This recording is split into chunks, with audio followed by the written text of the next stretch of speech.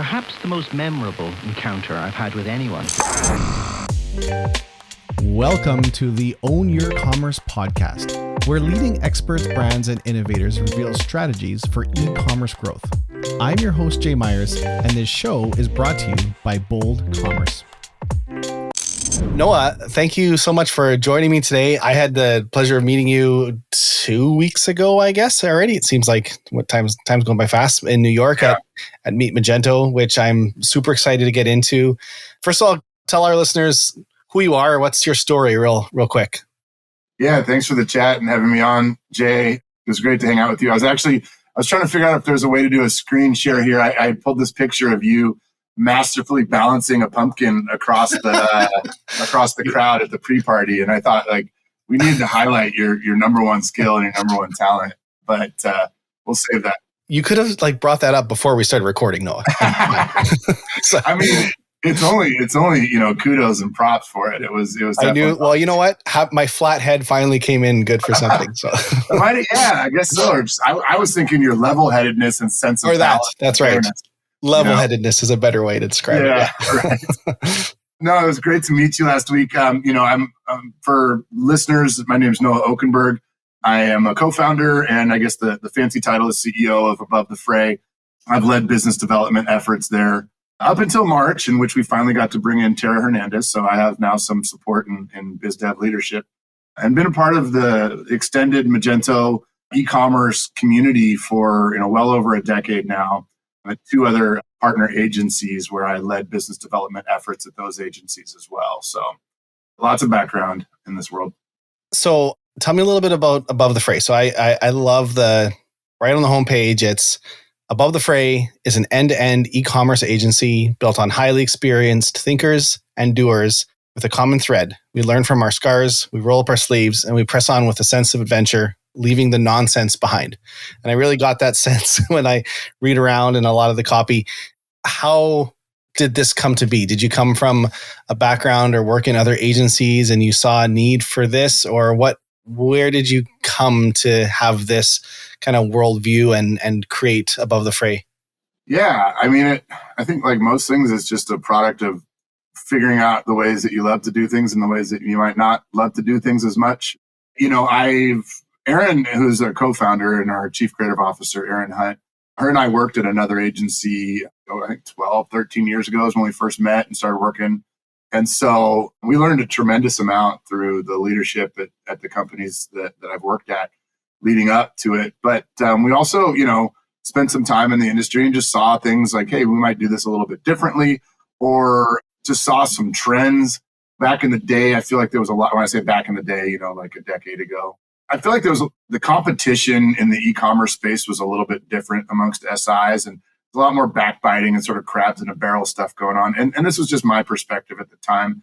It wasn't everybody, but there was just some stuff that was really public and really obvious. And kind of, I feel like the whole community, whereas there's always friction, which is good, and I think tension is a good thing at times, there's a lot more respect, and a lot more of a rising tide approach that's sort of developed over the years. I think people, if anything, have settled in and been like, we're all in this for the long haul, so let's all at least get along through it. But it wasn't something that you can't just say, hey, I would like to do this a different way, and then magically it happens. In fact, the opposite. Usually I've found that running, from the vantage of running a company, I'm kind of like, oh, now I get it. Now I see, why this happens this way or why this happens that way. But to name your company something that's sort of like a constant reminder, it's better than a Post-it note on your mirror, or self-affirmations when you wake up or whatever, because it's there every time you're talking about your company. And so that was one of the reasons that Erin and I really wanted to name it something that pushed us to be actively working to make ourselves better and to, think of different ways to approach things. I love it. So what exactly do you do at Above the Fray? Like what makes Above the Fray unique compared to other agencies?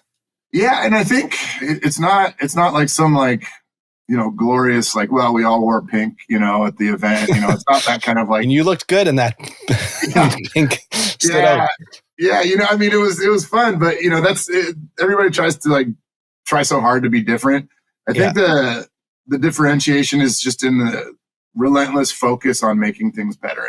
It doesn't have to be exponentially better every time. It just incrementally better. I think that, and this is across all facets, from people, process, tools, the folks that we work with, our partners, our vendors, our, the merchants that are our clients, manufacturers that are our clients. Everything that we do, the concept came from actually camping and, the whole pack out more than you pack in concept. When you go out to the woods, it's like, it's not enough to just bring your own garbage and your own junk out of there. Like, find some other stuff that was left and bring it.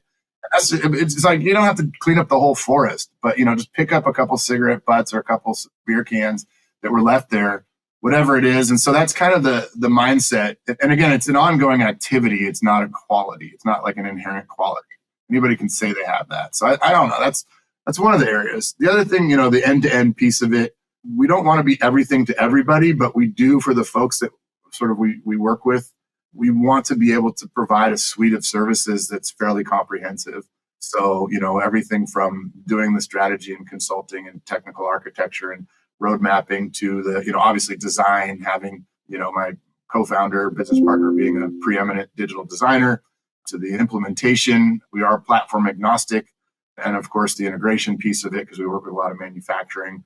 And then all of that to sort of go into the evolution piece of it, where we can bring in digital marketing, SEO, pay-per-click, email marketing, roll out new storefronts, bringing in new value-driving solutions like Bold to our client base, on an ongoing basis. Yeah. What's an ideal brand? Like, everyone has their, your ideal customer profile. Like, what type of clients do you work with? Yeah, we definitely skew towards manufacturing and B2B manufacturing folks. And, a lot of those, and the exciting part is when those folks are embracing transactional, like online transactional commerce for the first time.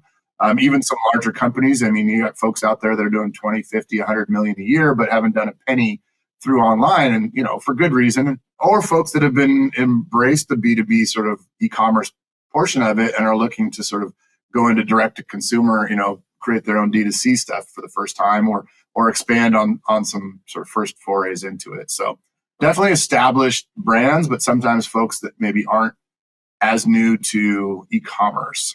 Yeah, makes sense. And it's surprising in the B2B space how many are in the direct to consumer world, it's very modern, but B2B, there are people still faxing in orders. Like, it's a different world. So I get it. What's your favorite case study of a client? Like, if someone said, what's the best work you've ever done, or the story you love to tell the most? Oh, geez.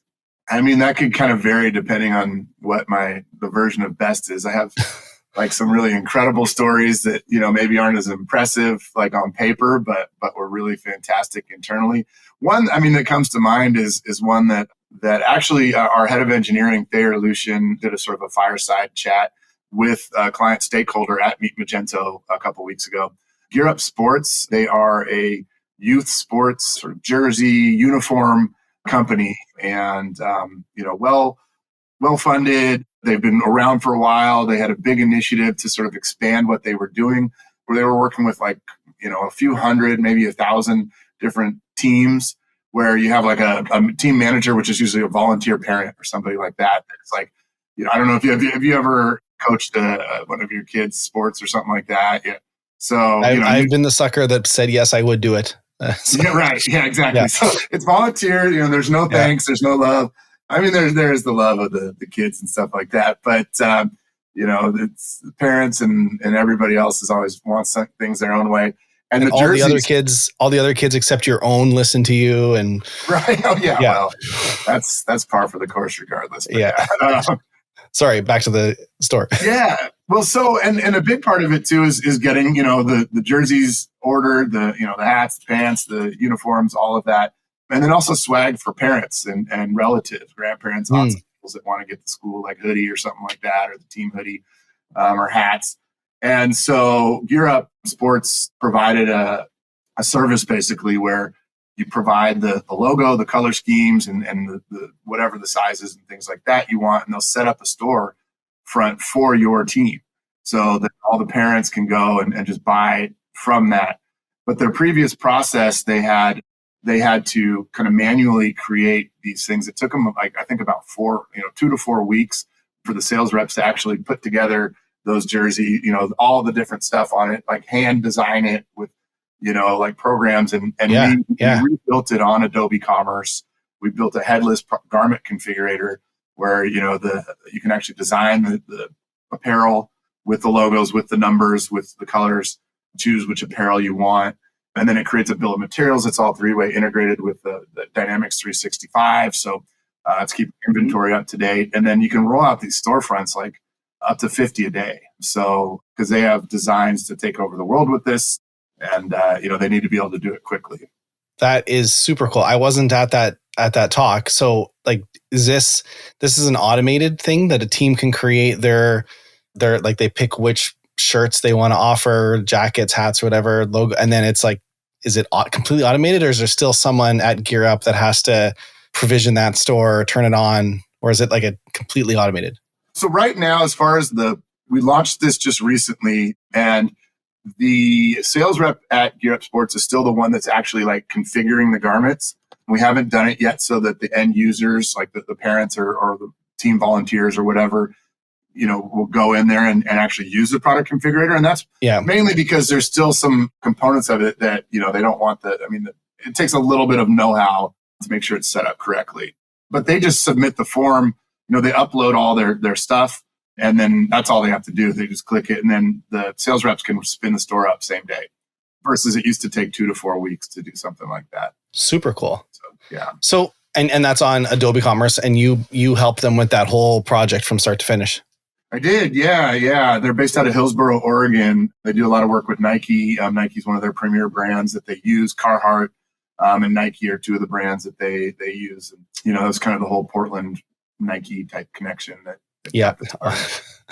that's got to be, Nike's got to be probably one of the, well, I'm sure there's lots of good things that have come out of Oregon, but like one of the more well-known brands to come out of that state, I would imagine. Yeah, it's great. I personally know probably, I would say at least, 3 to 5 different agency owners here that have got their start because they had a great contract with Nike and they're able to build a business.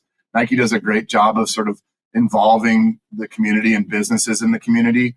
A lot of businesses like to sort of try to bring stuff in-house, and they have their in-house teams. In fact, I got past coworkers and colleagues that are working there now, but they also do a really great job of engaging vendors and agencies to help do different projects, which is very helpful. I would say, if you look back to the Wyden and Kennedy, the ad agency days, that was a big reason that Portland's creative scene really kind of got put on the map, was because of a lot of what Wyden and Kennedy just blew that wide open. There was earlier folks like Will Vinton Studios and things like that. I could nerd out down that rabbit hole some other time. Yeah. Well, I actually want to talk about the event that just happened, Meet Magento. But first, can you tell me a little bit about the Magento community? Like what do you see as what's special about it? Resiliency and dedication. It's like another sort of Oregon reference. Goonies Never Say Die. It's out from Astoria. Astoria, Oregon here is where it was filmed, and it's a huge population. But, it's kind of that mentality. It's a community that's seen a lot from back, Roy Rubin and Yove and all the people that first kicked things off. I got on board. I got into the community just a year or 2 or 3 years after that. Got a chance to meet both of them and some of the other sort of founders of the community. But, its core underpinnings has always been that dichotomy of like this licensed corporate, version that you pay for and an open source version that you don't have to. And that has been a really unique sort of friction point that's been inherent, just built into it. And it has provided what I think is the uniqueness and a lot of the grit of the community, because, when you have something that doesn't have friction, oftentimes it doesn't have room for growth. You just kind of are doing the same things with the same type of mentality and the same folks, which can be really good in some cases. But, at other times there's not that sort of that entity that's keeping you on your feet, that's constantly pushing back, or, the push and pull. And so that's been there from the beginning. And then, on the corporate side, it's changed hands through, acquisitions and private equity, and then back to being privately held. And then, and then finally having a large global force like Adobe bringing it on board. And then, the ensuing sort of conversations around, well, what's going to happen to Magento open source? Is Adobe going to support it, or is it going to go by the wayside? Not to jump too far ahead, but one of the things that really just made me feel like it was all worth it were some of the moments that came out of Meet Magento where, reaffirmations of commitments that were by Adobe and by people in the open source community to kind of come together and understand that, sure, there's some inherent like friction there, but there's also a lot of support, and that they can really build from each other, and working together is going to go a lot further. Well, and so can you clarify that for listeners? So Adobe Commerce is the cloud layer built on top of Magento. Magento is open source. Adobe is the cloud layer, but is it ultimately, as Magento evolves and that's merged into Adobe Commerce, Magento could potentially makes Adobe Commerce a better platform, correct? Yes. So Adobe Commerce is Magento. They just rebranded it, renamed it. It used to be called, Magento Enterprise, and it was like Magento. Sorry, when I'm talking about Magento 2 open source version when I say Magento. Yeah, absolutely. So essentially Adobe Commerce rebranded it, and then the Magento piece of it is really, it's the same backend. And, for all the technical folks out there, I've developed a lot of business. I stopped developing code back in college. So forgive me if, I say something that's not entirely accurate down to the bits and bytes. But, from a business perspective, it's the same code base, Adobe Commerce and Magento open source. Adobe Commerce provides additional features, functionality, support. It does have that cloud infrastructure as well. And so, but improvements to Magento open source absolutely contribute to the Adobe Commerce piece of it. It's also, as far as I know, it's still the largest lead source for Adobe Commerce. So, if you will, it might be the candy cigarettes, right? So, people get in on Magento open source, and then they reach a ceiling where it's like, okay, it costs more to customize the Magento open source than it would be to just get all that stuff out of box with Adobe Commerce. And so, then they migrate to that. And it's really a pretty relatively easy migration. It's not like a platform migration to go from Magento open source to Adobe Commerce. Right. It's more of an update.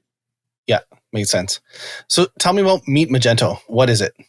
Yeah, and it's funny because there's so many different impressions of what it is. And, some people just thought it was like a meetup because there are like Magento meetups. Some people thought it's put on by Adobe. Some people thought that it wasn't very inclusive of vegetarians. But we did have great vegetarian dishes, by the way, at the Meet Magento New York event. But it's essentially, it's a series of global events that are sanctioned by the Magento Association. They're not run by the Magento Association. It takes an independent body, organization, business, person, group to actually put it on and run it, produce it and run it. But the Magento Association has to sign off on it.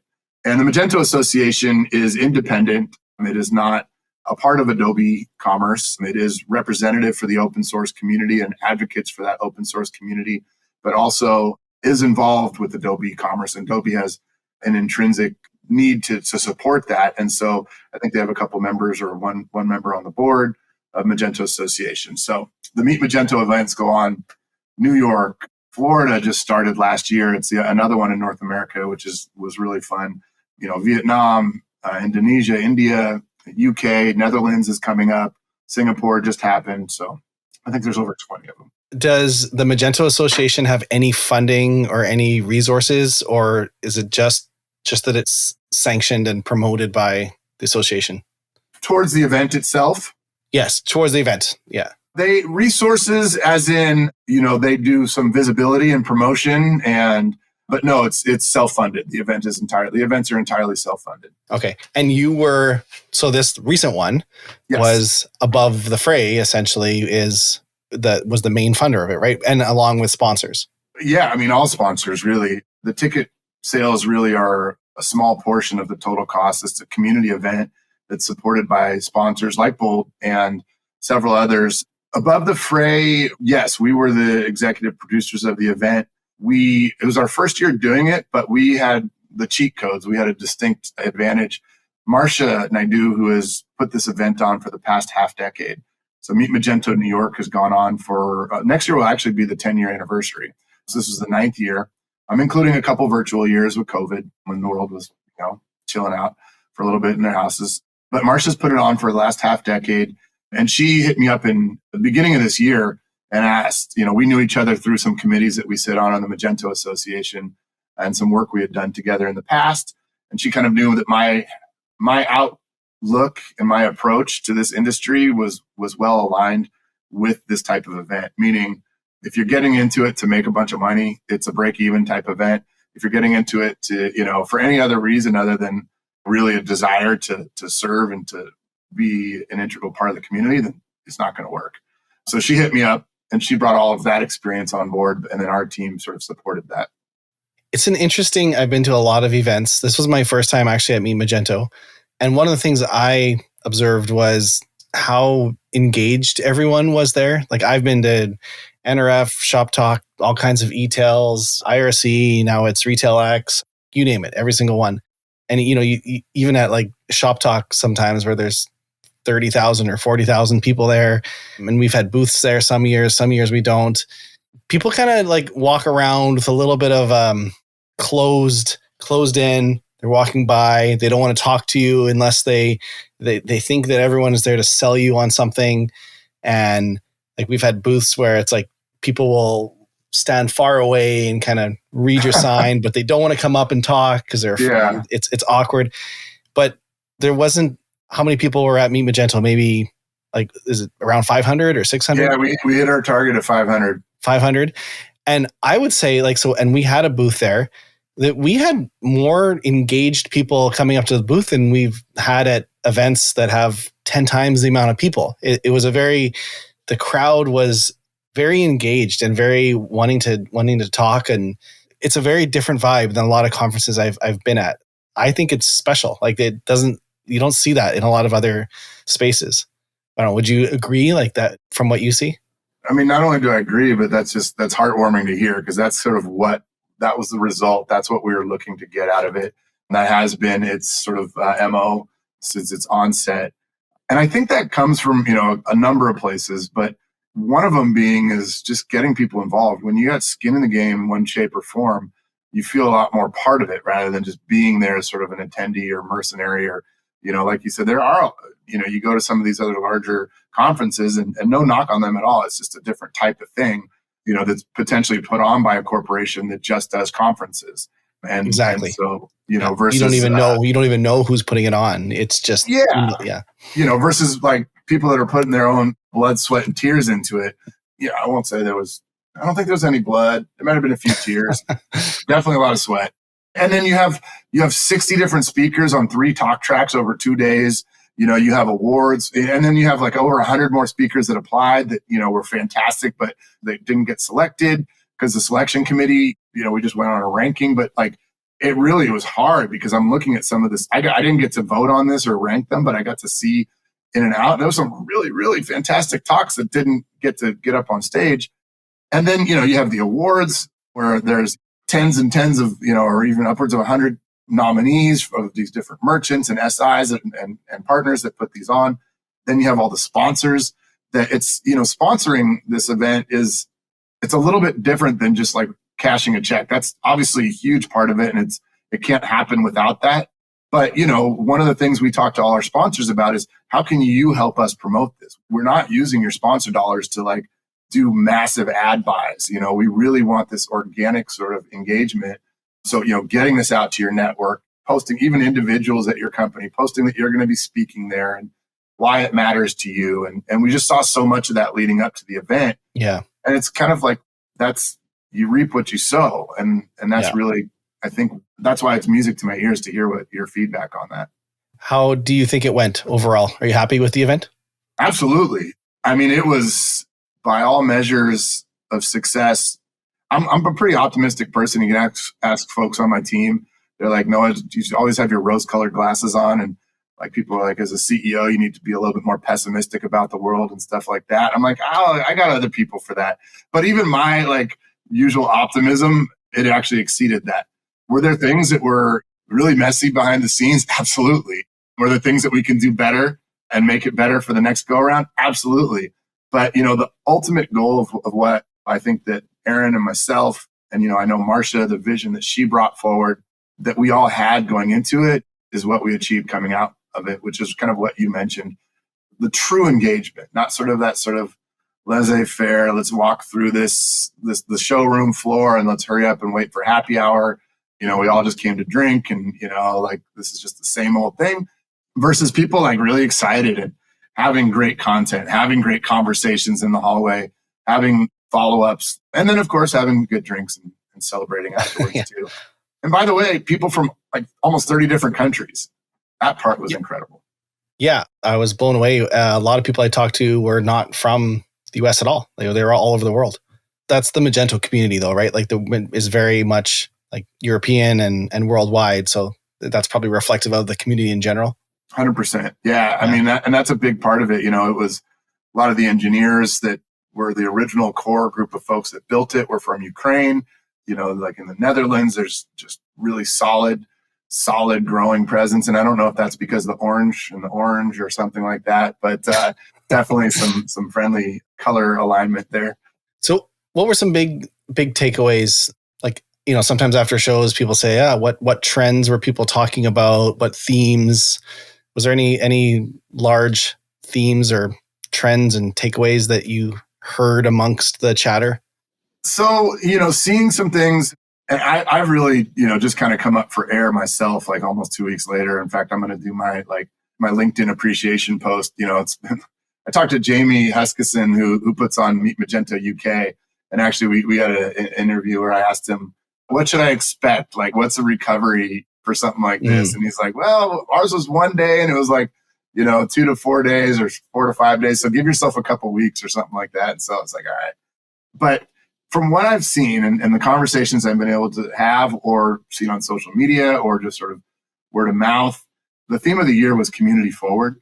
And, I think Marcia even said it best in her opening or closing? Her opening, it's not just a slogan. It really was sort of a movement and a concept where, all of the uncertainty of like what's going to happen to Magento. You have, Magento Association and you have Mage OS and you have Adobe Commerce and you have all these different groups that, are smack dab in the heart of this, but sometimes weren't fully seeing eye to eye or aligned. And I'm not saying it's like peace, love, and hair grease and just full kumbaya, but there was some really big inroads that were made towards seeing through other people's eyes, walking in their shoes and understanding, we really all do have, for the most part, a common goal. And I saw a lot of that energy and those collaborations and those sort of like hatchets buried and olive branches being passed happening during the event and even after the event. There was some really incredible stuff that I saw with that.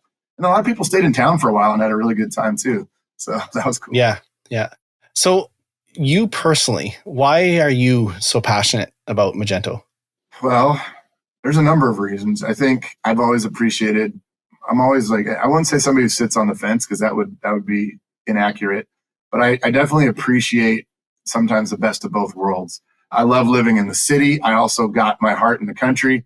I love working in high tech and digital. I also love salt of the earth, rock crushers and, bulldozers and heavy equipment stuff. And so, there's always sort of like this sort of yin and yang in life. And I appreciate that aspect of this sort of thriving open source community of people that truly believe in, code should be for the people. It shouldn't be locked down and under a license.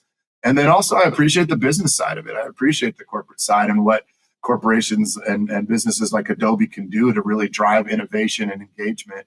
So I think Magento has always provided that. E-commerce in general, when I wanted to start a business in the technology industry and software and web design and development, it's a beautiful thing because you can be a part of helping other people make more money and grow their business. It's not just like, hey, I'm selling you something that, you use for X, Y, and Z, which is great, but you actually can like have very tangible results too. It's not just kind of like, putting up a billboard, over and saying, hey, I'm pretty sure more people came to your store because of that billboard. And the billboard marketing is great too. But when you do e-commerce, you can like touch it and feel it and see it. The data's right there. Probably nobody knows as much as you being at Bold, and seeing the results, doing the A/B testing and calibration of checkout and things like that. It's rewarding to get that. It's not about cashing the paychecks. That's great. That's a beautiful side effect. I love that I'm able to keep a roof over my head doing this and grow a team. But it's really about that end result, seeing how it can be transformational. And then working in B2B and B2B2C, we are platform agnostic, but Magento over the years and currently still really does, kick ass for B2B manufacturing, especially, when you're at a certain threshold. Yeah, there's definitely some things that just wouldn't be possible anywhere else. Why do you think brands, and I guess you can frame this around B2B, but what is it that you consistently see that brands love about Magento? Any unique characteristics? Obviously, I won't speak for you, but what do you see as what do you? What was on your top? Well, like flexibility and control, and you think about some of these. One of the talks at Meet Magento was about Volkswagen and how they rolled out. It was with the team from Huva, and I can't remember who else, but oh yeah, that was great. Yeah, just I remember sitting there because they have dealers all over the world. Each dealer needs a website. It needs to tie into the inventory of the main one. Anyways, I just remember sitting there thinking it'd be very hard to do that on any other platform. It might be possible with some workarounds and some weird ways, but Magento was built for that. It's a perfect use case. And so what are some reasons why you think brands love Magento or choose Magento? Yeah. And we can see that firsthand. We've been a part of, migrating folks from one platform to the other in all different directions. And it's about finding the platform that's the right fit for the business needs at the time and hopefully the foreseeable future. But on that note, there are other platforms that we really enjoy quite a bit that have a ceiling that, it's okay, we can't do what we need to do on this platform. It can be the blessing and the curse with some of the full SaaS platforms that are out there. It's really great. You can spin it out a lot quicker, a lot easier, but you can't get deep into the checkout and other areas like that to be able to really do what you need. For instance, we had a gifting company that, had a one-to-many need and, they were on a SaaS platform that they just couldn't, they couldn't chop it up in the ways that they needed to really effectively. And so, we had to, look at other options, and Magento being a great one for that. And, it's not for everybody, but for the folks that it is for, which I still think is one of the top 3 market shares globally as far as install base, then it's the only one that really makes sense. And so I think that flexibility, the ability to get under the hood and do what you need to do to customize it, and it plays nice with others, to be able to integrate with other business systems. And it also being one of the largest e-commerce platforms and most widely used e-commerce platforms on the planet, there's also this huge network of people that are building extensions, customizations and integrations and out-of-box stuff that, you don't have to reinvent the wheel for. So that part is nice. And it's got the staying power too. That's a big thing to consider. We've looked at other platforms to provide or to offer that are newer and, are here and gone or just never really took off. And there's a lot to be said for just knowing you're going to be on a platform. No platform's perfect, but at least it's around. I know that's a low bar, but there's other bars that are set as well. And for the staying power of something that's been around for, well over a decade now, in tech years, that's like dog years. That's, damn near a century. That's a big deal. Yeah. Well, another one actually that I just thought of while you were speaking was that comes up sometimes is that for certain industries, ownership of customer data is critical. And if you have anything with patients, if any type of patient data, for example, you can't be on SaaS platforms. There's certain regulations, or they can't be if you're in certain countries, you have to own the data there. That might be an advantage as well. If you had to sum it all up, if someone as to the single advantage of Magento, the single biggest selling point, what would you sum it up as? Yeah, I'll answer that real quick, but it's just an interesting anecdote on the data piece of it. We like to work with manufacturers and producers. So oftentimes that's food production, but also we've been working in the cannabis space recently, which obviously has a lot of challenges. you can't be on certain SaaS platforms at all. Yeah. But then there's industry, but it's a growing market, pun intended. But obviously there's a lot of regulations that, are hampering it from really getting it to its full potential, which, we're seeing the evolution of those regulations in front of our eyes. But there's a lot of these SaaS platforms that are specifically for that industry that do own all the data. And so some of these dispensaries and these multi-state operators, they don't want to get on these sort of SaaS cannabis marketplaces because they won't own all their data. And one day, if that particular SaaS platform just wants to cut them out completely and just sell direct, then they're SOL. So we've actually using Magento sort of as a headless CMS even, and then some cannabis specific carts that we can plug into it, have been able to create solutions where they do own their own data. And so, they can control it and they control who it goes to. They own their customers and nobody else does. So that was just an interesting anecdote that I thought that was just recent and relevant to owning it. If there was one thing, I think the fact that the range that it can work within, that there's platforms that are sort of really mostly SMB going into the mid-market. And then there's some platforms that are really solely like enterprise. It just, it's just the investment to build it and maintain it is not going to be there unless you're doing enterprise level sales and business.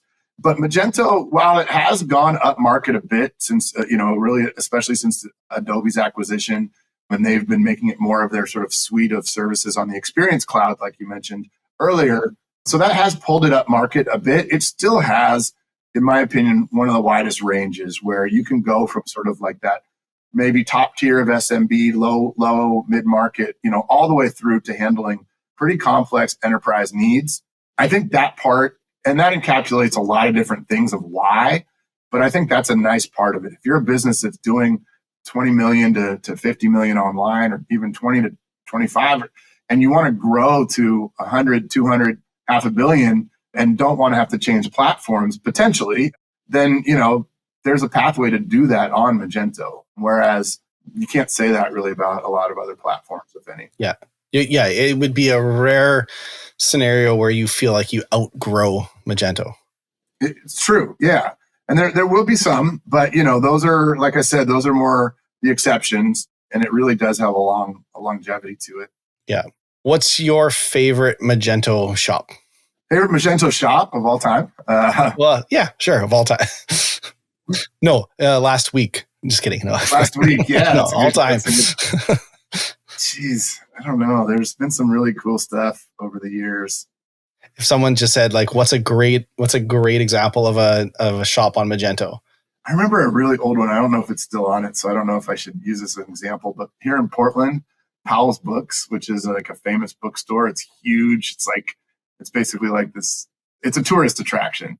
And they had a pretty cool Magento site that was built out with all of their inventory of just like millions of books and stuff like that. So I remember that one from back in the day. Like I said, I'm not sure where they're at currently or anything. Yeah. Yeah. But I do remember that one. Well, hopefully they are. If they are, I'll put them in the show notes. So. Right. Yeah, totally.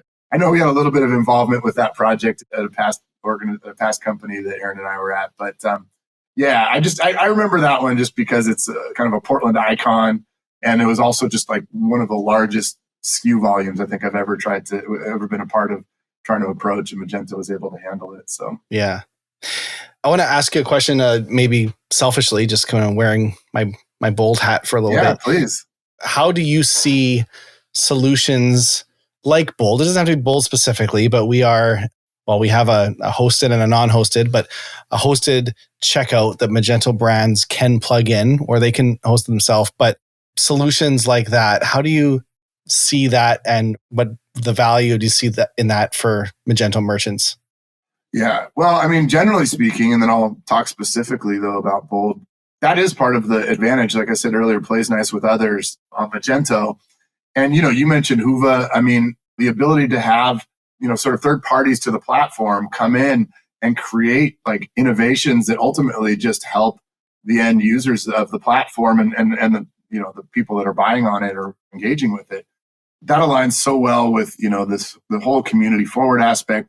It opens it up so it's not just like one platform being responsible for all the innovation. It's allowing folks like Bold, like Hoova, like a lot of other folks to do these things that are going to drive a lot of value towards the end users of the platform. And, Magento provides, it's not the only platform that does that, but they've really led the charge with that over the years. And, Bold specifically, we just started engaging really through this Magento process. We're going through some of those discussions now. But I mean, I've even was talking with our head of engineering earlier and our sales leader about Bold. I'm actually right before you and I got on here, and there's a lot of excitement of even just laying eyes on it for the first time or kind of deeper dive into it. Our job is it's not to design or to build websites or e-commerce, even though it looks like that's what our job is. It's to be that solutions integrator and sort of solutions consultant for the merchants and manufacturers that we work with.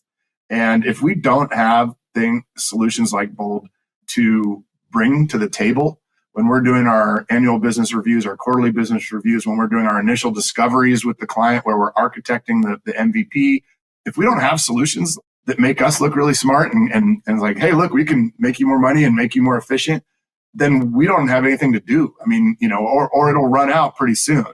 So specifically focusing in on the checkout, I think everybody should know by now that that's like the most important conversion point, on a website, on an e-commerce website, I should say.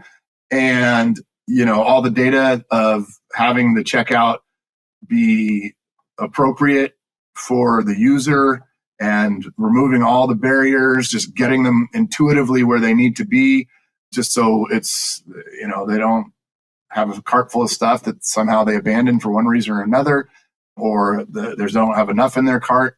I mean, it's the moment of truth, right? It is literally what everything we talk about, the community has been building towards, that moment where you say, accept this purchase, right? Like that is, well, I guess maybe the moment of truth is when it actually arrives and whatever, but that is it. That is that conversion point. And so focusing in a new and innovative way on how to make that more individualized for people. We've done that in so many of these other areas, but the checkout was sort of a uncharted frontier for it. And yet it was the most important conversion point of the whole site. So it's really exciting to have a solution like Bold to be able to provide. That's awesome to hear. I always find it interesting that it's not weird to optimize other portions of the journey. Like, you A/B test your product pages, your homepage, everything else.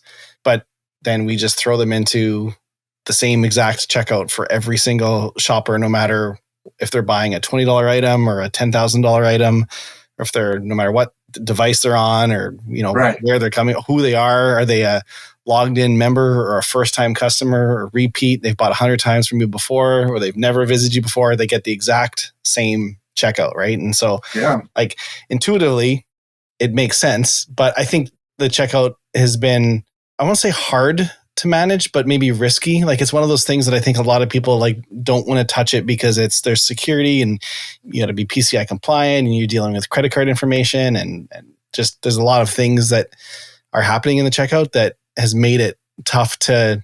It's not a product page that you can just use a A/B testing app and then play around with. Like, it's the checkout, right? So maybe that's a big part of it. So you got to be bold to take that on. There you go. There you go. See, we got to get you on our branding team.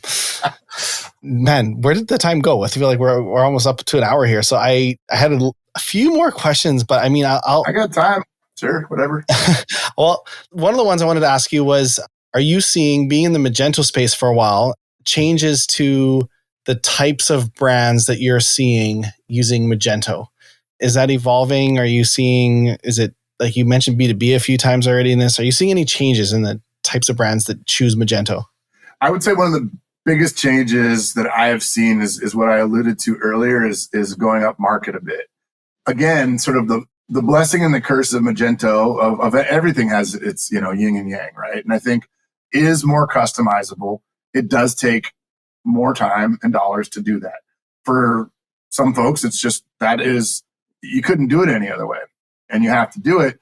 But, for businesses that are doing under a certain amount of revenue, and maybe they aren't doing, especially like B2B businesses, or maybe on the SMB side of things, that really aren't doing any transactional stuff online or exploring it for the first time, it may not be the best place to do it. Now, Magento open source might be different, and especially depending on the team that you have and how efficient you can be, and things like Huva, which are making things a lot more efficient to roll out, are helping to change that game a bit. But I would say that the biggest change that I've seen is that's part of the reason why, we work with other platforms as well, is because there's different demographics and different sort of tiers as far as, revenue and needs and requirements and really on that e-commerce evolution scale that, you have to be a little bit further down that scale to probably hop onto something like Magento, and then especially if you're adding like the license cost, with Adobe Commerce, that's definitely a little bit more upmarket. But, so I think that would be the biggest change. And again, the other solutions may not work for folks that are in that stage that need it. And I think, it's always the struggle I don't want to say the struggle, maybe just a challenge for us to be able to kind of showcase why that investment makes sense for folks. It does take a bit more when it's time to upgrade a new version. If you have a SaaS platform that's out of box, you can't do a whole lot of customizations with it. But then again, when it's time for a new version upgrade, there's not a lot of customizations that you have to manually upgrade as well. So again, blessing and curse of those type of platforms. Yeah. If you fit in the box, it's great. Right. Yes. If not, absolutely. Yeah. Well, Noah, this has been such a fun conversation. I don't think I said this already in the call, but thank you for that event 2 weeks ago. It was amazing. We'll definitely be back. Would you host it again? Yeah, we're doing all of the reconciliation right now of it. We're learning from all the things that, we can make it better. This was the first time that Above the Fray took it on. Marcia's been doing it for a while. We're learning about ways to do it that, just on a personal level, the two owners, working, double time to make sure it happened. That's great. And we're totally willing and we love it. But I don't think it's the most efficient way to approach it in the future. So we're learning, We're kind of figuring out how to staff and structure it for next go around. And in October, it will be the 10-year anniversary. So expect some fun fanfare and community events and things. And that would be the one in New York again that you'd be hosting, the 10-year. Oh man, pressure is on. Yeah. Oh yeah. No, that's the kind of pressure that, it's not, that's the fun kind of pressure, right? But yeah, so I think based on the community support and feedback and everything that we got, and thank you to you and to Bold, because I know that you guys stepped up, you sponsored, you supported. And again, I said this earlier, but this is not something, if you notice, there's like an e-commerce summit going on in Austin in a couple days here. And it's like $2,000 to attend for like a one-day event, which is great. More power. I'm not knocking the hustle, don't hate the player. But by the same token, it's like that's not Meet Magento. Our tickets were $200 to $500, in New York. And that's the way we wanted to keep it. But we can't do that without Bold and other folks, helping with that. So, well, we were very, very happy and honored to be a part of it. It was a great event. We'll definitely be back. Beautiful. Again. So where can people learn more about you, Above the Fray? What social platforms are you active on? Before we end here, where do you want to send people? Yeah, it's funny. Marcia's been trying to bring the rest of our team up into the 21st century to get on Twitter or X. We're a pretty LinkedIn heavy company. With a lot of folks that are on LinkedIn. We like to elevate, voices of everybody on our team that wants to contribute. So following us on LinkedIn is a good place to start. And we have a great digital marketing team led by Caitlin Aronin, who does a lot of great content and puts out good stuff. So I think, just finding Above the Fray. Above the Fray Design is our full name on LinkedIn is probably a great place to start and message us from there. Okay. And it's abovethefray.io, correct? That's our website. Yep. It's the website, yep. Which I'll also make sure to have on the show notes, but people don't always see the show notes. They're driving. So abovethefray.io, and I'll put all the other links in the show notes. Yeah. Beautiful. And if people want to reach out to me, LinkedIn is great, or my email is just noah@abovethefray.io. There you go. It's out in the wild now. Oh, it's been in the wild. For our first year, Above the Fray was a side business. Aaron and I both had day jobs. We didn't have a website, but my cell phone number was our company main line, and I still get inordinate amount. Yeah, it's crazy. I'm with you. I'm the same type of person that I'll put my email anywhere. I got filters for spam. It's like, but I got filters. I got delete buttons. So, it's all good. Yeah. Noah, thank you so much for the time. This was a ton of fun. We'll have to do it again, and I really appreciate the time. Yeah, thanks for having me on the show. That's it for another episode of Own Your Commerce. If what you've heard has helped you in any way, I'd love it if you'd leave us a review in iTunes or Spotify or wherever you listen to your podcast. It's a new podcast and reviews really help spread the word. And if you know someone you think that might benefit from this podcast, share it with a friend. If you'd like to learn more about Bold, visit boldcommerce.com. You can view all our past episodes, and if you have a story you'd like to tell, we'd love to have you on the show. You can apply to be a guest or suggest a guest on our website as well. That's all for now, and we'll see you next week.